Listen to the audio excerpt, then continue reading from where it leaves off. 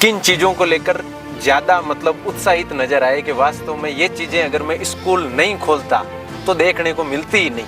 2004-05 की भर्ती में सर मैं टीचर भर्ती में 1 नंबर से अनलकी रह गया था, पीछे रह गया था। 8th क्लास में हमारे पास में 4 बच्चे थे और उस समय जिला मेरिट होती थी 8th क्लास की, और 2 बच्चे 4 में से हमारे जिला मेरिट में आए। तो हमें ये यकीन ही नहीं हुआ कि हम इस प्रकार की शिक्षा दे सकते हैं कि नागौर में कहीं एक प्रथम बार में किसी स्कूल का नाम हो सकता है। ये पहले सत्र की बात है। जिला मेरिट में अपना स्थान है। बिल्कुल भी खैर सवाल ही थोड़ा अनोखा हो जाएगा, लेकिन दूर दराज में जाते और सब ये कहते हैं कि वास्तव में सर बढ़िया मेहनत कराते हैं और मयूर का टॉप रिजल्ट रहता है, तो उस टाइम मन की क्या भावनाएं रहती है? मयूर को मयूर बनाना इतना आसान नहीं था।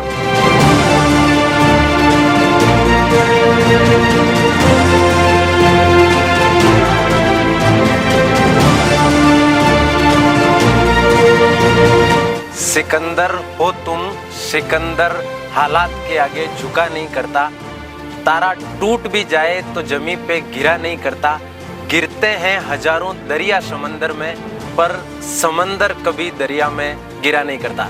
नमस्कार, मयूर एडू हब से मैं घिसू मंडा आपके सामने मुखातिब हो रहा हूँ। ये इतना बड़ा एंटायर 2500 से 3000 विद्यार्थी हर साल अध्ययनरत रहते हैं।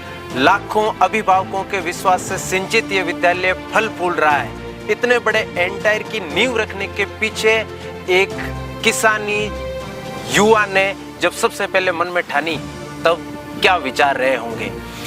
उनके कर कमलों ने न जाने कितने अभिभावकों और विद्यार्थियों के सपनों को पूरा किया है। पश्चिमी राजस्थान में शिक्षा की अलग जगाने की जब बारी आएगी, मयूर एंटायर के नींव रखने वाले उन किसान परिवार के नाम भी प्रथम पंक्ति में अंकित होगा। शख्सियत वो जो किसी परिचय की मोहताज नहीं है। आज आपके वो सभी सवाल जिसके जवाब की आपको हमेशा तलाश थी, आपके सामने लेकर आ रहे हैं। मेरे साथ हैं मयूर एडू हब के निदेशक देवकरण जी दारा सर। नमस्कार सर। सर, खूब बड़ा एंटायर और 2500 से 3000 विद्यार्थियों का एक बड़ा हुजूम हर बार यहाँ पर हमारे अध्ययनरत होता है। शुरुआत में तो ये जानना चाहूँगा कि एक संक्षेप में परिचय दीजिए, कब जन्म हुआ, शिक्षा कहाँ से ग्रहण की? सर, मेरा जन्म 5 अगस्त 1982 को हुआ है जी, और प्रारंभिक शिक्षा डेगाना गांव से हुई, सरकारी स्कूल से, और कक्षा 6 से 8 तक की शिक्षा शारदाबाद स्कूल डेगाना जंक्शन से हुई। शारदाबाद स्कूल डेगाना जंक्शन जी। उसके बाद में 9-10 नीमड़ी कल्ला सरकारी स्कूल से हुई। 11-12 सीनियर स्कूल चानारून से हुई। तो 11-12 में किस सब्जेक्ट के विद्यार्थी रहे आप? 11-12 में मैं सर साइंस मैथ्स से था। Science maths. और 12वीं के बाद की उच्च शिक्षा के लिए? उच्च शिक्षा के लिए मैं वापस आरसी स्कीम में चला गया जी, और वहाँ जयनारायण यूनिवर्सिटी जोधपुर से मैंने उच्च शिक्षा प्राप्त की। तो वहाँ से आपने बीए की? बीए और एमए दोनों वहीं से की मैं। बीए और एमए। और एमए के बाद आगे की पढ़ाई? बीएड के लिए मैं सर दक्षिणी भारत से मैंने बीएड की है। उच्च शिक्षा कंप्लीट होने के बाद आगे की जर्नी यात्रा के बारे में? 2004-05 की भर्ती में सर मैं टीचर भर्ती में 1 नंबर से अनलकी रह गया था, पीछे रह गया था। रीट थर्ड ग्रेड में? बिल्कुल 1 नंबर से। इस बात को भी जो है वो नोट करना चाहिए। 2005-06 की बात? 2005-06 की बात। बिल्कुल सर। उसके बाद में मेरे मन में ये टीस आई कि क्यों न मैं प्राइवेट सेक्टर में एक शिक्षक बन के तो मैं कुछ बच्चों को ही पढ़ा सकता हूँ, और मैं एक सेवक बन के काफी बच्चों का सुधारा जा सकता है। बिल्कुल सर। तो मेरे मन में एक स्कूल की नींव रखने की ये मन में आई, और मैंने उसके लिए बाधवा एक प्राइवेट स्कूल चलती है मेघा राम जी दड़िया के, वे सभी गवर्नमेंट सर्वेंट हो गए थे, तो उस स्कूल को कोई संभालने वाला नहीं था जी। मैंने उस स्कूल में 2 साल सेवा दी, संचालक रूम में, सब कंप्लीट मैनेजमेंट के तौर पर। तो बाधवा आपने 2 साल सेवाएं दी? 2 साल सेवाएं। तो जिस एंटायर को इतना बड़ा किया गया, उसकी नींव के पीछे क्या उद्देश्य रहे, वो आप देख रहे हैं, अभी सुन रहे हैं कुछ अनकहे पहलू। 2 साल की सेवाओं के बाद फिर आगे की यात्रा? सर, फिर 2006-07 के अंदर हमने इस मयूर स्कूल की डेगाना गांव में एक नींव रखी, जहाँ छोटे से स्थान में टिन सेट डाल के हमने शुरुआत की थी। डेगाना गांव में? डेगाना गांव में। सत्र 2006-07 जी।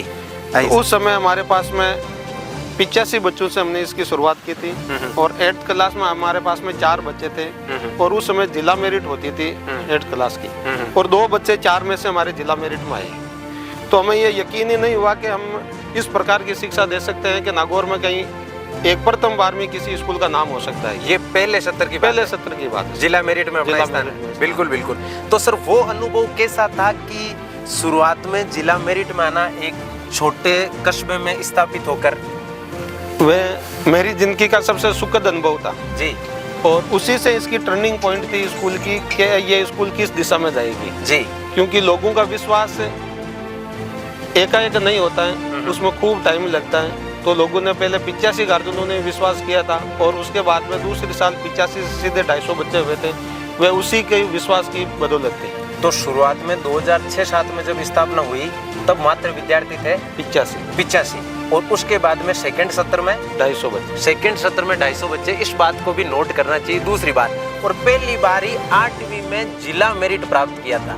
ठीक है सर, डेगाना गांव में जब स्कूल आपकी शुरू थी तो शुरुआत में किन किन बाधाओं का सामना करना पड़ा? क्या क्या ज्यादा मुख्य परेशानी आई? मुख्य परेशानियों में तो सर आर्थिक रूप से थी, क्योंकि ग्रामीण परिवेश से थे, किसान परिवार से थे, तो भौतिक सुविधाएं अपन वह प्रोवाइड नहीं करवा सकते थे जो बड़े स्कूल प्रोवाइड करवाते थे। सही बात। और जहाँ बच्चे पैसे वालों के पढ़ते थे, गरीब के बच्चे वहाँ पढ़ नहीं सकते थे, तो पैसे वालों के बच्चे तो हमारे पास रुक नहीं पाते थे उस समय। सही। तो उन सब की एक चुनौती थी कि भाई भौतिक व्यवस्था को आप बढ़ाओ। हमने उस बात को भी चैलेंज के रूप में लिया और हमने सब कुछ उसके ऊपर न्योछावर किया। आज जो भी अपन कर रहे हैं बच्चों के लिए करें, भौतिक सुविधा और तो स्टाफ की। 2006-07 में संस्था की स्थापना, पहली बार में जिला मेरिट, उसके बाद में 250 सेकेंड सेशन में बच्चे हो जाना, और ठीक उसके कितने सालों बाद में आपने यहाँ डेगाना जंक्शन में स्थापना की मयूर की? यहाँ 2010-11 सत्र में आ गए। 2010-11 सत्र में। और साइंस स्कीम यहाँ से शुरू की थी 2010-11 10-11 से। वहाँ पर 8वीं तक ही, 8वीं तक और 10th तक शुरू कर दी थी। 10th तक वहाँ शुरू थी और लास्ट में जब 11-12 यहाँ से शुरू 2010-11 में आने के बाद। सर अगली बात मैं ये जानना चाहूँगा कि जब 2010-11 के बाद और आज सत्र 2024-25 की हम शुरुआत कर रहे हैं, किन चीज़ों को लेकर ज़्यादा मतलब उत्साहित नजर आए कि वास्तव में ये चीज़ें अगर मैं स्कूल नहीं खोलता तो देखने को मिलती ही नहीं? एक तो सबसे इम्पोर्टेंट बात थी कि हमने मेहनत पे विश्वास किया और कर्म पे विश्वास किया। जी। गीता का लेख मैं हमेशा बच्चों को कहता हूँ कि कर्म करते जाओ, फल की इच्छा मत करो। और उसी सिद्धांत से मैंने काम किया और उस सिद्धांत पर भगवान ने ये स्थिति हमारी बनाई। बिल्कुल सर। कि उसी के परिणाम था कि अच्छा रिजल्ट मिलना, गार्जियनों का विश्वास होना, क्योंकि उनको यह विश्वास हो गया कि मयूर नाम ही मेहनत है। तो उस मेहनत के हिसाब से सारे बच्चे आते रहे और मयूर अपना रिजल्ट देते रहे। रिजल्ट वास्तव में सुपर डुपर रहता है सर।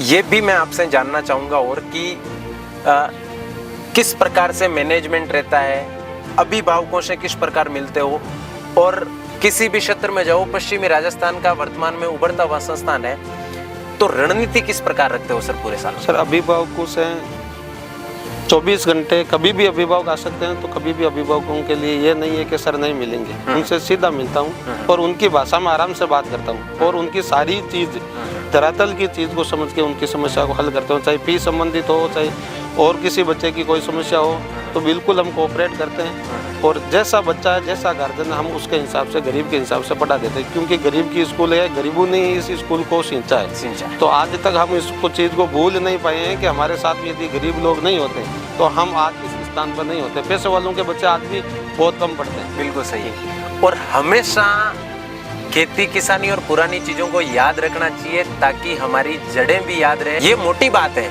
कि एक निदेशक का हमेशा विद्यालय में उपस्थित रहना, अभिभावकों से लगातार जुड़ाव रखना, और अभिभावक कभी भी स्कूल में आए हमेशा उनके हिसाब से और उनके लिए हमेशा प्रयासरत रहना। सर हमेशा एक अच्छा रिजल्ट रहता है। दूर दराज में जाते हो, ये तो खैर सवाल ही थोड़ा अनोखा हो जाएगा, लेकिन दूर दराज में जाते हो और सब ये कहते हैं कि वास्तव में सर बढ़िया मेहनत कराते हो और मयूर का टॉप रिजल्ट रहता है, तो उस टाइम मन की क्या भावनाएं रहती है जब कोई अभिभावक ये कहे, जहाँ जाए वहाँ ये सब सुनने को मिले कि वास्तव में मयूर एक अच्छा नाम है, अच्छी शिक्षा का पर्याय है? सर इससे हमारा हौसला और बढ़ता है जी, कि अपन जो भी काम कर रहे हैं तो उसका आउटपुट समाज से और अभिभावकों से मिल रहा है तो काम करने की इच्छा दुगुनी हो जाती जी। है और अपन नई एनर्जी के साथ वो और ज़्यादा मेहनत करते हैं और ज़्यादा प्रयास करते हैं। आगे क्या सपना है और क्या क्या किन किन चीज़ों को लेकर बढ़ावा कर रहे हैं स्कूल में? सर अब स्कूलिंग शिक्षा में जैसे हिंदी मीडियम आरबीएसई हो गई, सीबीएसई हो गई, अब उच्च शिक्षा की ओर यहाँ कमी चल रही है कि बच्चा उच्च शिक्षा के लिए और भी बाहर जा रहा है, भटक रहा है, अच्छे कोचिंग संस्थान नहीं है, तो अपन उच्च शिक्षा में कॉलेज भी कर रहे हैं, इग्नू से भी कर रहे हैं और हो सकता है वेटेनरी का भी अपन सोच रहे हैं, तो वेटेनरी का भी अपन करेंगे जल्दी, इसकी शुरुआत करेंगे वेटेनरी की, ताकि बच्चों को ग्रामीण परिवेश में पशुपालन, खेती, किसानी, इससे जो जुड़ाव है ये बच्चे यहाँ रुक के आराम से अपनी शिक्षा अर्जित कर सके और अपना मुकाम हासिल कर सके।